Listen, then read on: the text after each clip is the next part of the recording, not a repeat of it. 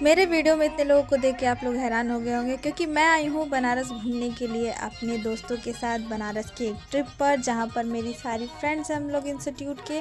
और हम लोग यहाँ रूम वगैरह ले कर के आराम कर रहे थे। उसके बाद हम लोग रात में थोड़ा बहुत मस्ती किए थे, एक दूसरे से बातचीत किए थे, एक दूसरे की टांग खींचे थे। और यहाँ पर आप लोग देख सकते हैं मित्रा साथ में मेरी फ्रेंड्स और ये मेरी दीदी हैं जो फ़ोन चला रही हैं। और यहाँ पे हम लोग सामान वगैरह पैक करते, क्योंकि सुबह में ही हम लोग को निकलना था दर्शन के लिए। यहाँ हम लोग निकले थे बाबा के स्पर्श दर्शन के लिए, जो होता है रात्रि के 3 बजे।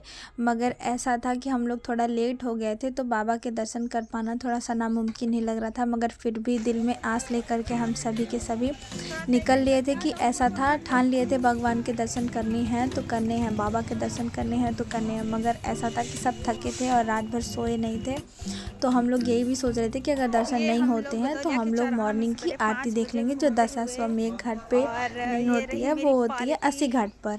बहुत लोगों को लगता है कि सुबह की आरती दशाश्वमेध घाट पे होती है, मगर नहीं, वो होती है अस्सी घाट पर।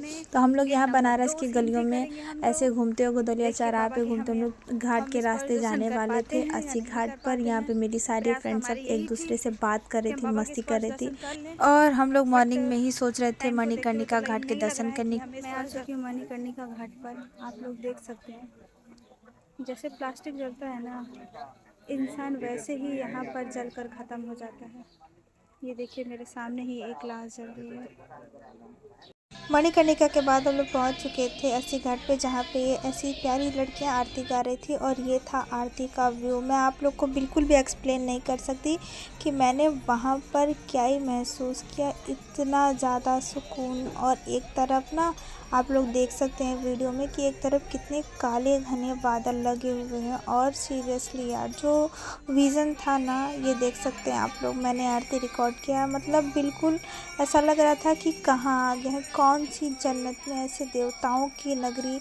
ऐसे ही नहीं, बनारस को बनारस कहा जाता है। बस अब एक बार बनारस आके देखो ना। अभी आप लोग देख सकते हैं मेरे पीछे अस्सी घाट की आरती चल रही है, और मैं एक्सपीरियंस आप लोग को शेयर नहीं कर सकती। पीछे बहुत घने बादल लगे हैं, आप लोग मेरे ब्लॉग में देख सकते हैं। और इधर साइड होने जा रहा है सनराइज। इस चीज़ को फील करने के लिए आप लोग को यहीं आना पड़ेगा, बनारस के अस्सी घाट पे। वहाँ जाके ऐसा लग रहा था जैसे कहाँ ही चले आए हैं। ये दृश्य ना बिल्कुल इतना सुकून पहुँचा रहे थे दिल को। मैं आप सब लोगों से एक ही चीज़ कहना चाहूँगी, जो लोग भी मेरा वीडियो देखते हैं, एक बार ज़रूर बनारस होकर के आएँ। उनको जो सुकून मिलेगा ना, वो शायद ही कहीं मिलेगा। ये व्यूज़, एक तरफ बादल घेरे, एक तरफ सनराइज़। फाइनली थोड़ी बहुत बारिश हो चुकी थी, जो मैं एंजॉय करते हुए आ गई थी गोदौलिया चौराहे पे। यहाँ मेरी फ्रेंड पलक अपने बाल के साथ खेलते हुए गोदौलिया चौराहे का आनंद ले रही थी। इसके बाद हम लोग जाने वाले थे बाबा काल भैरव के दर्शन करने के लिए। बाबा काल भैरव के दर्शन करने के बाद हम लोगों ने प्लान किया था कि हम लोग महामृत्युंजय मंदिर जाएंगे। यहाँ पे अनिशा दीदी फ्लेक्स करते हुए लॉकर ढूंढ रही थी, क्योंकि हम लोग को अपना सामान भी रखना था।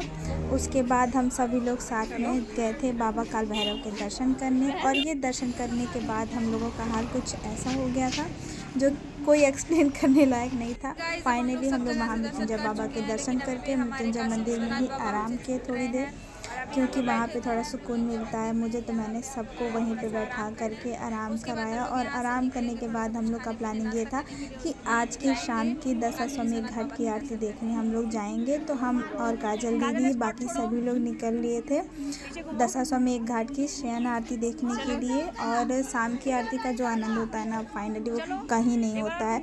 जैसे सुबह की आरती बिल्कुल सुकून देती है ना, वैसे शाम की आरती भी ना आपको बहुत ज़्यादा पीस देने वाली है। क्योंकि पता, वहाँ बहुत ही ज़्यादा भीड़ लगती है। और उससे आरती को देखने के लिए ना हम लोग निकल लिए थे 3 ही बजे। 3 बजे के बाद हम लोग यहाँ पे पहुँचे थे। और यहाँ पे देख सकते हैं हम लोग को बहुत मुश्किल से सीट मिली थी।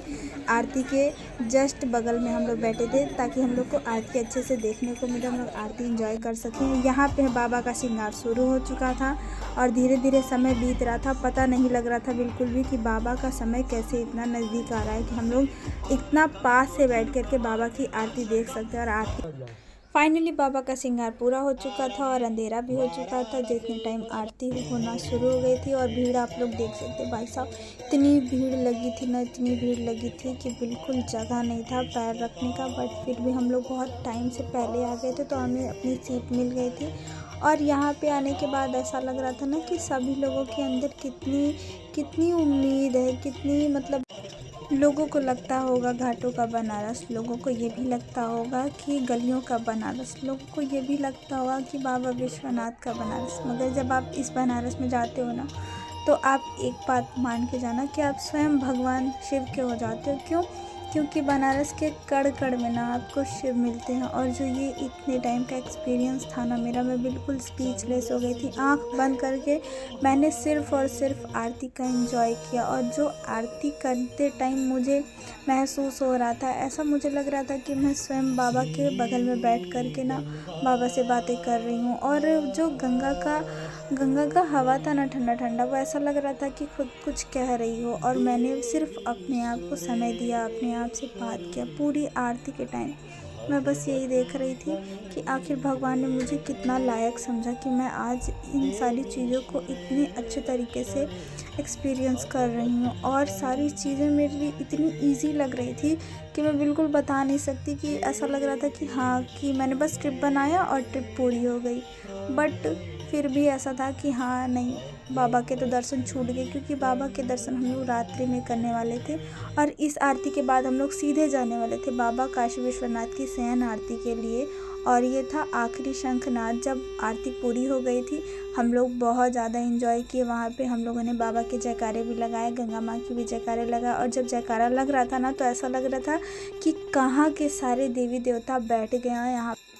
गंगा आरती के बाद हम सब लोग निकले थे बाबा की शयन आरती देखने के लिए, जिसके पास हम लोग के पास ज़रा सा भी टाइम नहीं बचा था। हम लोग जल्दी जल्दी भगे गए और लॉकर में जा कर के हम लोगों ने सामान रखा। इसके बाद से फ़ोन हम लोग का जमा हो गया था, तो आगे का वीडियो मैं बिल्कुल शूट ही नहीं कर पाई।